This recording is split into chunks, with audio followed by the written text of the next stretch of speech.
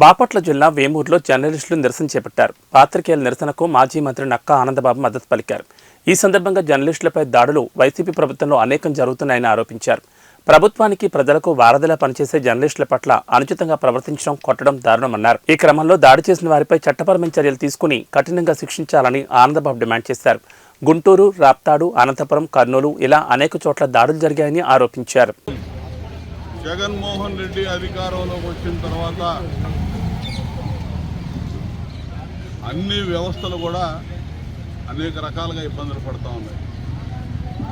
ప్రజాస్వామ్యం నిట్ట నిలువున పాతరైపడతా ఉంది. ప్రజాస్వామ్యాన్ని బతికించడానికి మూల స్తంభంగా ఉన్నటువంటి మీడియా మీద విపరీతమైన దాడులు పెరిగిపోయింది. ఈ రాష్ట్రంలో ఎక్కడా లేని అవినీతి జరుగుతూ ఉన్నాయి, అక్రమాలు జరుగుతూ ఉన్నాయి.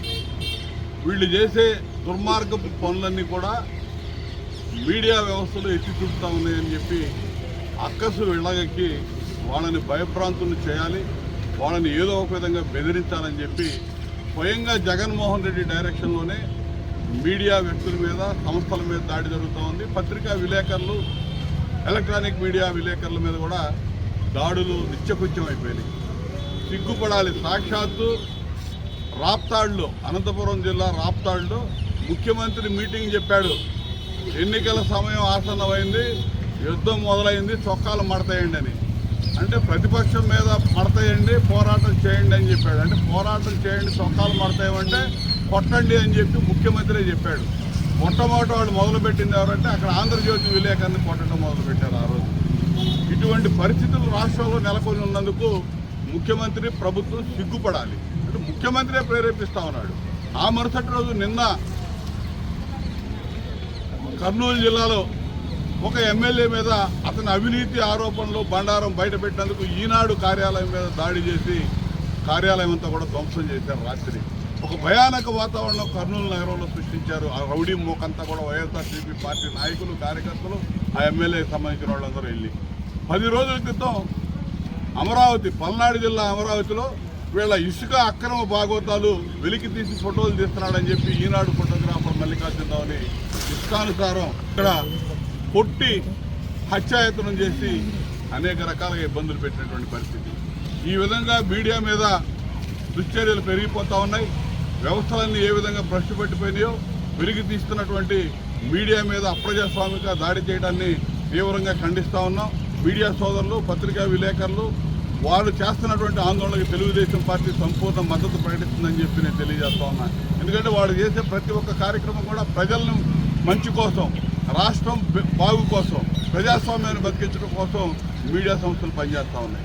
ఇవాళ జగన్మోహన్ రెడ్డికి ఒక మీడియా ఉంది, సాక్షి మీడియా, కూలీ మీడియా, నీలి మీడియా, ఆయనకి సపోర్ట్ చేస్తున్నటువంటి కొన్ని మీడియా వ్యవస్థలు ఉన్నాయి. మరి వాళ్ళు కూడా అర్థం చేసుకోవాలి. అందులో పనిచేసేటటువంటి విలేకరులు కూడా ఆలోచించాలి. రేపటి పరిస్థితి 2 నెలల తర్వాత అధికారం మారిపోతూ ఉంది. మీకు ఇదే పరిస్థితి వస్తే మీ పరిస్థితి ఏందో ఒకసారి ఆలోచన చేయమని చెప్పి మిమ్మల్ని హెచ్చరిస్తా ఉన్నాను నేను.